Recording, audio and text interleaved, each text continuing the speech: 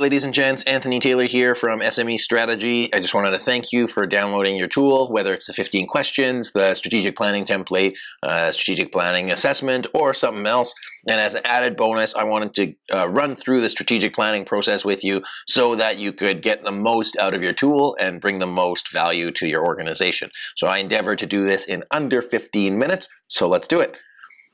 So, strategic planning process. When we do it, there's basically 4 components. There's where are we now, where are we going, what is going to get in our way, and what do we need to do to get to where we want to go. In our process, our aligned strategy development process that we do here, there's 3 types of alignment. Alignment with the leadership team, so making sure everybody on the leadership team is on the same page, that's board or leadership. Alignment with the vision and the strategy, and alignment within the whole organization, so top down, bottom up, everybody's on the same page.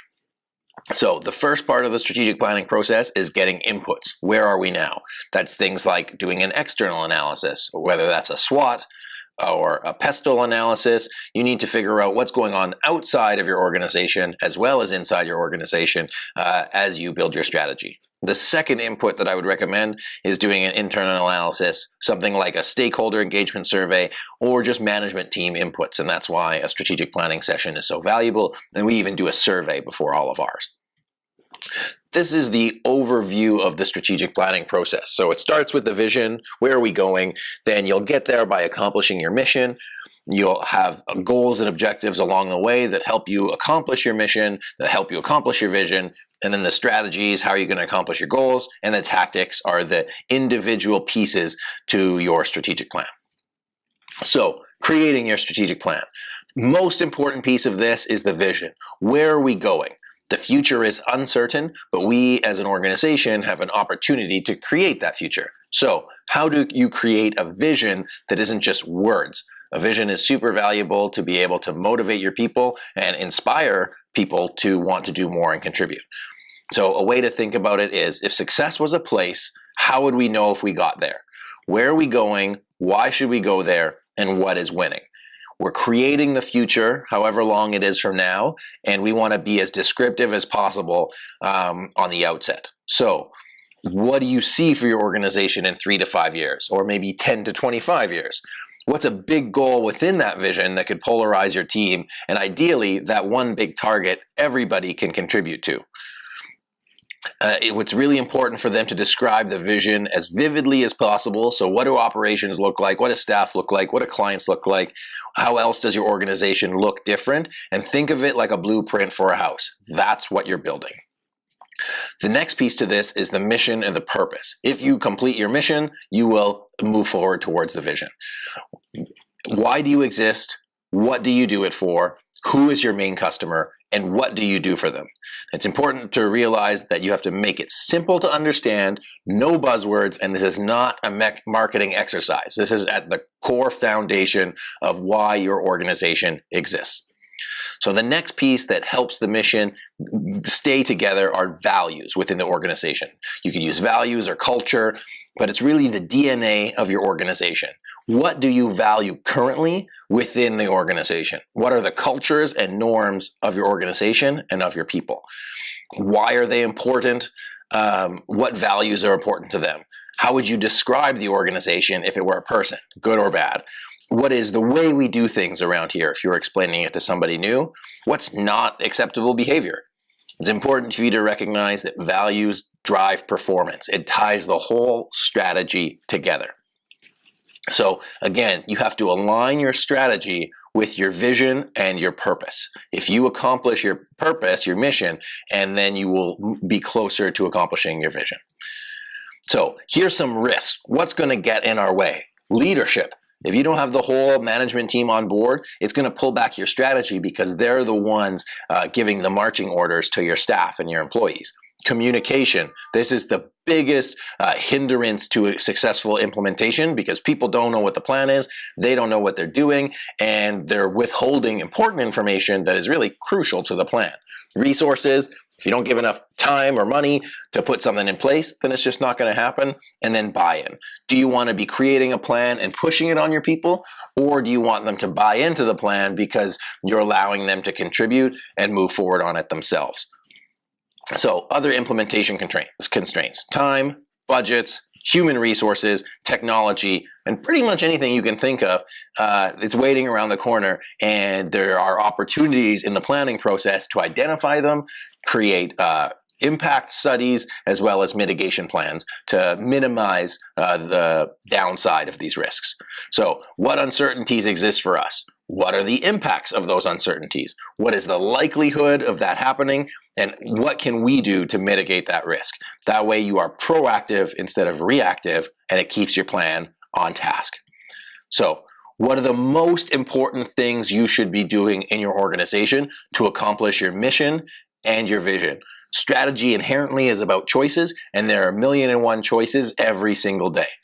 So when you create the plan, you need to work backwards to create the tasks, the roles, the individual areas of responsibility. And you can just look right now. How do you create work plans as it exists?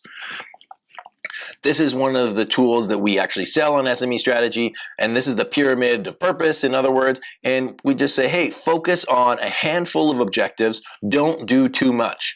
Do the strategic priorities well, make significant progress on them, and then move forward from there. Ideally, your strategic priorities help you accomplish your mission, help you accomplish your vision. It's all alignment. And then from there, you have to put the specific objectives and initiatives, the strategies and tactics underneath, as well as KPIs.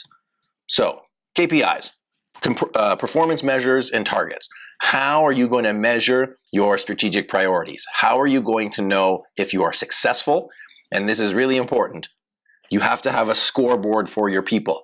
They need to know how they are going to be successful in your plan. If you don't have that, then they're just going to be working with a less aim, almost aimlessly, and it will really hurt you coming by in. So this is the balanced scorecard. You can find this on SME Strategy or anywhere else. Or your organization fundamentally does 4 things. There's financial metrics, there's customer metrics, there's learning and growth metrics, and there's internal business processes. And from each, you have objectives, measures, targets, and initiatives that all roll into your strategy and that help you accomplish your vision. So another important piece of that are cascading goals. So think of the goals from the organizational level, the team level, the functional level, and the individual. They all should roll up into the ultimate goal of the organization. And so this can be designed, can't really be run in one meeting. It needs to be done over time, and everybody needs to know how they can do their part to contribute to the strategy. So big picture versus practical application. There's people that you have to manage. So who are the key people in your organization that are responsible for functional areas? Where are gaps as far as key functions that you have right now? And are there people responsible for more than one area? That basically means who is going to be the human being, not the department, that is responsible for moving these strategic initiatives forward. The buck has to stop with a person, and people can be hard to manage. Communicating the plan. Like I said earlier, communication is key.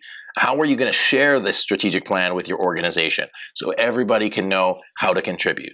Keep in mind that different people absorb information in different ways. Words, audio, pictures, whatever works for you, you need to keep the plan top of mind so that people can be aware of where the organization is going and what they need to do to move forward in it. It's all about alignment. If you lose out on some of these pieces, the entire strategy can fall. You need to make sure that the plan is aligned, your people are aligned, and it goes from the top down to the bottom up. And once you get alignment and buy-in, that's when real magic starts happening, and you make really big progress and important progress on your plan and everything that you work on. How do you get alignment? You got to communicate clearly and simply, You need to get buy-in, so bring people into the process so they know how they can contribute.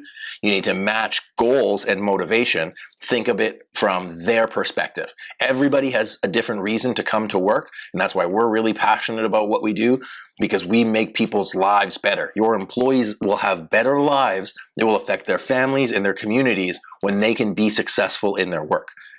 And to be successful, they need to have the capability to do that. So you gotta give them the tools and the resources they need to succeed. If you give them a plan, but chop block them and don't allow them to be successful, they're not going to be very motivated to come into work and to give it their best. So when the rubber hits the road, you need to align your team and execute the plan. That means getting communication and then working backwards from the vision to build a plan that comes together and is well aligned. Like I said, strategy is about choices, and you just need to pick the most important things that are going to move your organization forward in the most effective way possible. So if you have an aligned plan and you have a clear direction and you keep that top of mind and don't sway from it, you're going to save time, money, and resources. Your people are going to be happier, and you're just going to get more done, which means you're going to have a bigger impact and you're going to help more people. And that's really what it's about. So happy planning, everyone. I hope you enjoyed this video. I hope it helps you structure your strategic planning process, and I hope it helps you add more value to your customers and anyone that is affected by your business. So it's been Anthony Taylor. I'm the managing partner at SME Strategy, and I really hope this has helped. Have an amazing day and happy planning.